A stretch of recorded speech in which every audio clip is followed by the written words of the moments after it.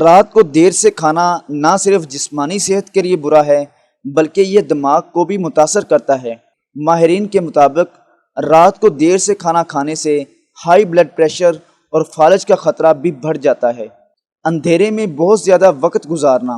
اگر آپ اندھیرے میں بہت زیادہ وقت گزارتے ہیں تو آپ کے دماغ کو سورج کی مناسب روشنی نہیں ملتی اور یہ ڈپریشن جیسے مسائل کا باعث بن سکتا ہے۔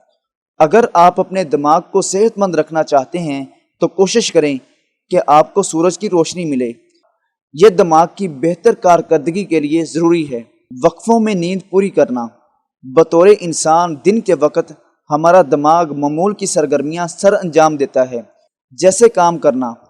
جب ہم رات کو سوتے ہیں تو دماغ کو آرام کرنے کا موقع ملتا ہے، لیکن جب آپ کو وقفوں میں نیند پوری کرنی پڑے تو نیند کی نارمل روٹین ڈسٹرب ہوتی ہے، جس کے نتیجے میں آپ کا دماغ متاثر ہوتا ہے۔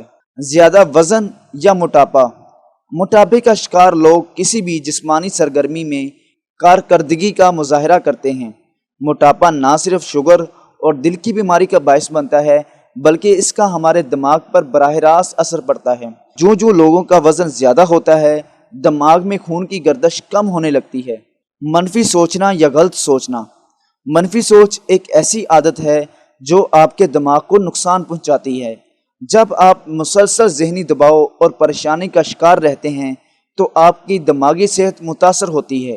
یہ ڈپریشن، پریشانی اور یہاں تک کہ چیزوں کو بھولنے اور یاد نہ رکھ پانے کی بیماری جیسے مسائل کا باعث بن سکتا ہے۔